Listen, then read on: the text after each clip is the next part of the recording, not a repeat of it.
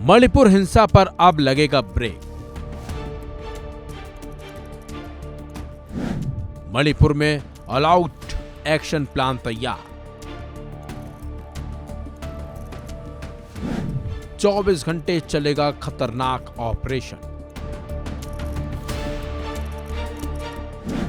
CRPF के 4000 जवान होंगे तैनात। मणिपुर में शुरू हुई हिंसा अब विकराल होती जा रही है।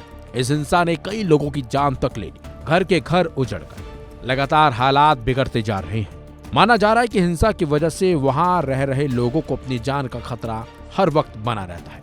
हिंसा को रोकने और लोगों की जान बचाने के लिए अब केंद्र सरकार ने बड़ा फैसला लिया है। यहाँ तक कि केंद्र सरकार ने एक्शन प्लान भी तैयार किया है, जिसकी मदद से अब हिंसा करने वालों को पकड़ा जा सके और हिंसा को रोका जा सके। मणिपुर में जारी हिंसा के बीच केंद्र सरकार ने बड़ा कदम उठाया है। इस बार ऑल आउट एक्शन प्लान का मसौदा तैयार किया गया है। देश के सबसे बड़े केंद्रीय अर्धसैनिक बल सीआरपीएफ को लीड रोल में रखा जाएगा। केंद्र सरकार के विश्वस्त सूत्रों के मुताबिक मणिपुर में 24 घंटे ऑपरेशन शुरू होगा। विद्रोहियों और हिंसक वारदातों में शामिल होने वाले लोगों को उनके ठिकानों से बाहर निकाला जाएगा।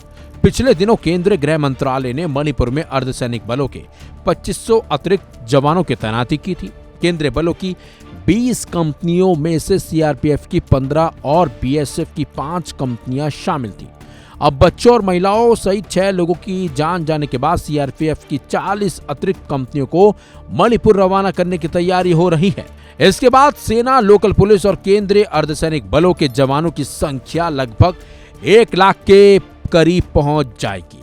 बता दें आपको, मणिपुर में 7 नवंबर से लेकर अब तक लगभग 20 लोगों की जान जा चुकी है।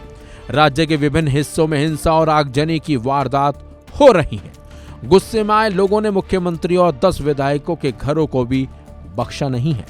नतीजा, केंद्रीय गृह मंत्रालय ने 14 नवंबर को इम्फाल पश्चिम जिले में सेकमाई, लामसांग, इम्फाल पूर्व में लामलाई, विष्णुपुर में मोइरांग, कांगपोकपी में लिमाखोम और जिरीबाम जिले में जिरीबाम के अंतर्गत आने वाले क्षेत्रों में सशस्त्र बल अधिनियम अप्सपा लागू कर दिया है।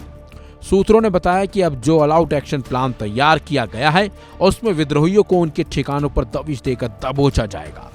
इस मामले में केंद्रीय खुफिया एजेंसी की बड़ी मदद ली जा रही है।